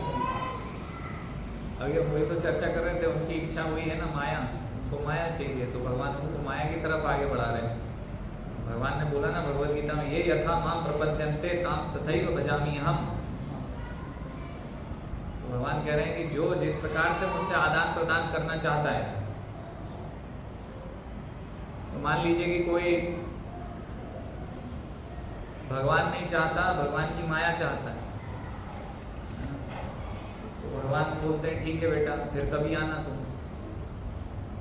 और उस नदी के बहाव में उसको बाढ़ में वो बह जाता है।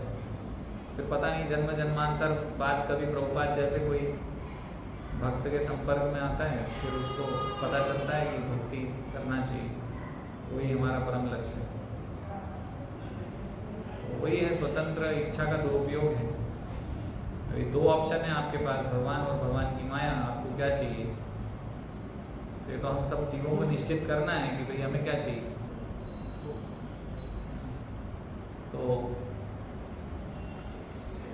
एक चीज होती है श्रेयस, दूसरी होती है प्रेयस।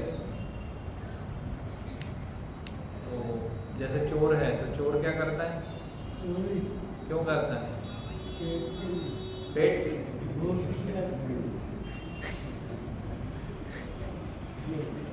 हाँ, भूख लगी। लेकिन मतलब ये है कि तुरंत लाभ चाहिए। अभी थोड़ी मेहनत करके भी तो कमा सकता है ना, लेकिन तुरंत अब भी चाहिए। तो पूरी दुनिया अभी चाहिए पैसा, आज बनाना है मुझे पैसा तुरंत, 1 करोड़ 2 करोड़ 5 करोड़ 10 करोड़। क्यों? शरद प्रभु जी मार्केट में बैठ के ही देख रहे हैं 1 करोड़ कितने, उसके बाद 2 करोड़ आ गए, उसके बाद 1 करोड़ आ गए। तो सब ऐसे ही इन चीज़ों के पीछे है कि भैया तुरंत फायदा चाहिए, अभी का फायदा। लेकिन बुद्धिमान व्यक्ति कैसा सोचता है? बुद्धिमान जैसे भौतिकवाद में भी बुद्धिमान ही लोग है ना, जो क्या करते हैं जैसे कि सोचते हैं कि यहाँ से हाईवे निकलना है, शांत वो देखते हैं कि भाई सरकार ने हाईवे निकालने वाली, 4 लेन निकलने वाला, तो वहाँ पे पहले से ज़मीन खरीद ली। लेकिन अभी ज़मीन की कीमत नहीं है कुछ, और रीसेल भी नहीं होगी वो ज़्यादा पैसे में, लेकिन खरीद के रख ले कि 10 साल बाद जब 4 लेन बन जाएगा और सब हो जाएगा तो इसकी कम से कम उससे 20 गुना 30 गुना ज़्यादा कीमत हो जाएगी। वो देखता है आगे का फायदा और फिर रोका रहता है, थोड़ा वेट करता है। अभी उसके जीवन में कठिनाइयाँ चल रही है ना। हम जैसे कि FD करते हैं तो 7 साल 8 साल बाद पैसा डबल होगा, अभी तो वो भी नहीं हो रहा है, 9 साल 10 साल लग रहे होंगे मेरे ख्याल से। पहले 5 साल में ही डबल हो जाता था, उसमें 6 साल में, है ना, ऐसा होता। तो हम फिर क्या करते हैं, हमारा मेहनत का कमाया हुआ पैसा उसमें फंसा देते हैं। अब पैसा नहीं है हमारे पास, अब हम थोड़े थोड़े में एक चवन्नी अठन्नी में अपना जीवन चला रहे हैं। लेकिन वो हम देख रहे हैं कि आगे का लाभ, अब व्यक्ति LIC, नीचे LIC है, LIC पॉलिसी ले रहा है, तो LIC पॉलिसी कैसी है कि मैं मर जाऊंगा तो पैसा मिलेगा। हर तुझे कहाँ मिल रहा भाई, तेरा क्या फायदा, तू तो आत्मा बन गया, तो पैसा का कैसे तू पकड़ेगा और उसको खर्चा करेगा, तो पकड़ में ही नहीं आना। लेकिन नहीं, सोच रहा है ना, आगे की सोच रहा, बहुत आगे की सोच रहा। तो भक्ति क्या है, बहुत आगे की सोच है, तुरंत का फायदा नहीं है। मृत्यु के बाद क्या होगा वो सोच है भक्ति। भक्ति क्या है कि मृत्यु आनी है, कभी भी आ जाएगी, तो भाई अभी क्या करना है उसकी तैयारी। क्या करूं मैं अभी से कि मृत्यु के समय मुझे फायदा हो जाए, वापस एक कुत्ता बिल्ली ना बन के कहीं यहाँ सड़ता रहूं, गलता रहूं, जूता खाता रहूं, माया के पिटता रहूं, संसार में थपेड़े खाता रहूं, इधर थपेड़ा उधर थपेड़ा, कहीं सबके जीवन में यही चल रहा, और क्या चल रहा है। तो बुद्धिमान व्यक्ति उसके विषय में सोचता। अभी हम सोचते हैं कि अभी पढ़ लिख के बड़ा आदमी बन जाऊं, भक्ति उसके बाद में करूँगा। तो बड़ा आदमी बन गया तो बड़ा आदमी के पास टाइम ही कहाँ भक्ति करने का, वहाँ भी खत्म हो गए। तो बूढ़े हो गए तो जीवन भर भक्ति नहीं करे, तो अब क्या करूँ भक्ति, तो टीवी देख लेता हूँ, बाल बच्चे खिला लेता हूँ, बाल बच्चों को खिला लेता हूँ, भाई मैं मर गए तो हो गया काम। फिर वही घर में काकरोच बने, क्योंकि वो घर से आसक्त थे ना बहुत। फिर वही आपका जो नाती पोता है, वे चप्पल से आपको मारेंगे, पिचक देंगे आपको। आदमी उसमें बहुत खुश है, बढ़िया, यही तो चाहिए मुझे, काकरोच बन के कोई मुझे चप्पल से कुचलने में रहेगी, भाई भतीजा। वो सोच नहीं पा रहा कि भाई ये मृत्यु के बाद भी तो जन्म लेना है। जातस्य ध्रुव मृत्युम ध्रुवम जन्म मृतस्य च। जातस्य ध्रुव मृत्युम, अभी तुम आ गए हो, तुम्हारी मृत्यु होना ध्रुव है, निश्चित है। ध्रुवम जन्म मृतस्य च। SPM पैसा कमा कमा के आदमी मर रहा हो, नहीं देखो, और वही में मर गए कहीं मशीन पे ही है। तो लेकिन नहीं, और पैसा और पैसा और पैसा, खेती भी कर रहे हैं और पता नहीं क्या क्या कर रहे हैं, 4-4 5-5 काम कर रहे हैं, पागल हुए जा रहे हैं पैसे। ये नहीं समझ रहे कि अभी मरना भी है, उसकी क्या तैयारी है। मरने के बाद कुत्ता बिल्ली बनने वाले उस, अरे वो बच सकते हो ना उससे, वो कॉकरोच को पिचकने से बचाया जा सकता है। तो भक्त समझता है कि भैया तू तो कॉकरोच बनने वाला, तुझे नहीं मालूम, इसलिए बहुत प्रेम से बोलते हैं भक्त। मन में तो पता है तू कॉकरोच बन के पिचकने वाला है, तेरे अपने ही पिचकेंगे तुझे, तो तुझे बचाना है मुझे। तुम बहुत प्रेम से बोलते हैं, आप आइए ना प्रोग्राम, बहुत अच्छा प्रोग्राम करते हैं। भक्तों के मन में यही, तू जन्म मृत्यु में फंसा हुआ है, तुझे पता नहीं है, तू बहुत कष्ट भोग रहा है, तू सड़ रहा है यहाँ पर, सड़े हुए टमाटर, अभी यहाँ आ जा। बोलेंगे, बहुत प्रेम से बोलना पड़ता है। अहंकार इतने बड़े बड़े हैं, माउंट एवरेस्ट से भी ऊंचे हैं, लोग हैं कुछ नहीं। जैसे हमने पिछले लेक्चर में चर्चा किया ना कि वो जो राजा है वो झाड़ू लगाते हैं जगन्नाथ जी के लिए, जबकि राजा है लेकिन अपने आप को कुछ नहीं समझ रहा है, फिर भी नहीं समझ रहा। और जो कुछ नहीं है उनका अहंकार इतना ऊंचा है, तो हम बहुत प्रेम से बोलते हैं आप आइए ना प्रोग्राम में आइए। क्यों? क्योंकि भगवत गीता सुनोगे तो आपका कल्याण हो जाएगा, आप जन्म मृत्यु से बाहर निकल जाओ। सारे कष्ट इसी कारण है कि आप इस जगत में जन्म मृत्यु के चक्र में फंसे हो। वो आप पागल बन रहे हो ये पैसे के पीछे भाग भाग के, पागल ही बन रहे हो और कुछ नहीं, कुछ भी नहीं है, पागल ही बन रहे हो और कुछ नहीं। वो कागज है जिसके पीछे आप पागल हो, वो कागज है। अगर मैं आपको कागज फाड़ फाड़ के दे दूं 10 तो क्या होगा आपका? और उसके पीछे इतना पागल हो गए, लेकिन उस पर थोड़ा सा 100 लिखा है 200 लिखा है तो आप पागल हो रहे हो बस। नंबर गेम, ये जगत में ऐसे ही पागल बनाया जा रहा है आपको। एसपीएम पागल बना नहीं सकते, 1000 2000 का ठप्पा लगा दे और कागज के पीछे पागल कर दे आदमी को। तो वास्तविकता यही है कि वो कागज है, उसके पीछे आप पागल हो। हाँ, खाने पीने रहने के लिए आपको व्यवस्थाएं चाहिए, उतनी व्यवस्था करो जितनी आपको आवश्यकता हो, आवश्यकता से अधिक मत करो, मत मेहनत करो, मेहनत भक्ति में करो, आपका जीवन सुधर जाएगा अगला। आप इस जन्म मृत्यु से परे जा सकते हो, सारे दुखों से मुक्त हो सकते हो। इस बारे में सोचो, इस बारे में क्यों नहीं कुछ प्लान किया, क्यों नहीं कोई पॉलिसी ले रहे हो? ये पॉलिसी है ना, भगवत गीता है, पॉलिसी है।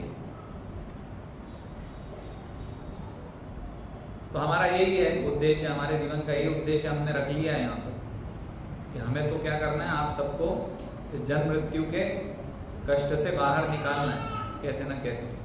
तो हमारा लक्ष्य ये है, इसलिए हम रथ यात्रा करेंगे, ये कार्यक्रम करेंगे, आपका कल्याण करके ही रहेंगे, आपको छोड़ेंगे नहीं ऐसे। तो हमारा यही दृढ़ व्रत है, हमारा कुछ उद्देश्य नहीं है, हमें कुछ नहीं चाहिए आपसे, हमें आपका कल्याण चाहिए। आपके कल्याण के लिए हम जी रहे हैं और हमारा जीवन आपके कल्याण के लिए लगा देंगे, दांव पे सब कुछ लगा देंगे। आपको नहीं चाहिए आपका कल्याण, लेकिन हम करके रहेंगे। हम आपको जबरदस्ती जगन्नाथ जी के दर्शन करा देंगे, जबरदस्ती रथ की रस्सी खिंचवा देंगे, जबरदस्ती आपको प्रसाद आप तक पहुंचा देंगे। आप चाहेंगे, नहीं चाहेंगे तो भी। और यदि आप चाहते हैं, प्रसन्नता से कर लेते हैं तो परम कल्याणकारी है आप सबके लिए। समय खत्म, प्रसाद, भूख लगती, आपने बोला था ना पेट के लिए, पेट के लिए व्यवस्था है। बहुत अच्छा प्रश्न है। हाँ, सबके पाने के जल्दी बोलो, जल्दी। एक बार क्या, एक भगवान से भक्त बोलते आपकी माया के दर्शन कराओ। हाँ, तो भगवान चलो आप कथा मुझे बाद में सुनाना, प्रश्न तो बताओ। हाँ, तो प्रश्न, कथा में हाँ तो आप मुझे सुनाना, फिर मैं यहाँ से सुना दूंगा अगली बार। तो आप मुझे सुनाना ना, अभी हम सुनेंगे पुस्तक टेबल पे, लेकिन बहुत टाइम हो गया, अभी प्रसाद लेना है। अभी बहुत लोग नाराज हो जाते हैं मुझसे यहाँ पे, बोले प्रभु जी को तो समझ में नहीं आती, बैठा रहता है बोलता रहता है। अभी उनको पता नहीं है कि हमारे प्रभुपाद जो थे ना, उनके भक्ति सिद्धांत महाराज जो थे, वो 6-6 घंटा प्रवचन देते। संत तुकाराम की कथा है, चलो जल्दी से शॉर्ट में सुनाई देते। तुकाराम जी का एक मिनट, अरे मुझे बोल रहे हो यार जल्दी से। तो संत तुकाराम जी 6-6 घंटा प्रवचन सुना रहे, रात में सुनाना शुरू करा तो सुबह हो गई। अब धीरे धीरे पब्लिक तो वो तो ध्यान में सुनाए जा रहे, उन्हें देखा रहे तो ध्यान में मगन है, सुनाने के कथा सुनाए जा रहे, तो 1 खिसका 2 खिसका 3 खिसके, सब खिसक गए एक अकेले। और सुबह हो गई, तुकाराम जी ने आंख खोली, देखा एक आदमी, अरे तुम महान भक्त हो, रात भर तुमने कथा सुनी, तुम जैसा तो कोई है ही नहीं दूसरा। बोले तुकाराम जी बात ऐसी नहीं है, वो जो चादर पे आप बैठे हो वो मेरी, आप उठो मैं ले जाऊं, इसलिए रुका था। तुकाराम जी बोले जय जगन्नाथ। तो प्रभुपाद के विषय में ऐसा वर्णन आता है कि प्रभुपाद जब भक्ति सिद्धांत महाराज से श्रवण करते थे तो बहुत ध्यान पूर्वक सुनते थे, घंटों सुनते थे, 3-4 घंटे के लेक्चर होते थे, तो बहुत ध्यान से तत्व ज्ञान को सुना करते थे। तो हम उनके यदि वास्तविक फॉलोअर्स, डिसाइपल्स, शिष्य हैं तो हमें समझना चाहिए, हमारी मनोचेतना ऐसी होनी चाहिए कि थोड़ा सा प्रवचन लेट हो जाए तो बहुत क्रोधित नहीं होना चाहिए, हमारा पारा चढ़ नहीं जाना चाहिए, खून नहीं खोल जाना चाहिए, हमारा अरबर बकने नहीं लगना चाहिए, क्योंकि ये सब लक्षण देखने में आते हैं लोगों में भी, बाद में पीछे चर्चाएं करते हैं। तो कृपया श्रवण में पूरा फोकस ध्यान होना चाहिए। श्रवण बहुत महत्वपूर्ण है। श्रवणम कीर्तनम विष्णु स्मरणम पाद सेवनम।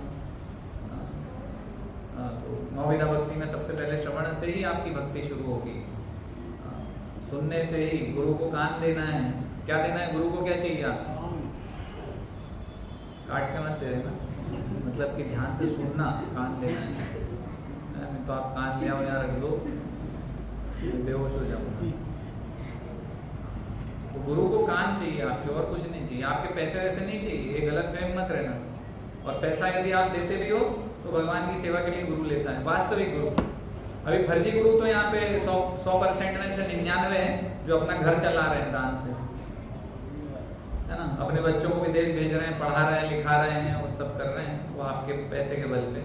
तो वास्तव में ब्राह्मण ऐसा नहीं होता। ब्राह्मण शब्द का अर्थ यही है कि वो जो आप पैसा देंगे वो भगवान की सेवा में लाएगा। अपनी सेवा केवल इसलिए कि भाई थोड़ा शरीर चलाना, टिकाना, उतना ही वो उपयोग करेगा, बाकी सब लगा देगा भगवान की सेवा में। वो वास्तविक ब्राह्मण है। लेकिन हम सब देख रहे हैं कि सब ढोंगी बड़े बड़े घर बना रहे, बड़े बड़े गाड़ियों में घूम रहे, है ना। गाड़ी में मैं भी घूम रहा हूँ बड़ी, लेकिन मेरे पिताजी ने दिलाई है, ये मत समझना भैया। तो वो भगवान की कृपा से है मेरे पास। तो ठीक है, हरे कृष्णा। भगवद गीता यथारूप की जय, श्रील प्रभुपाद की जय। वो केवल पर बात करेंगे।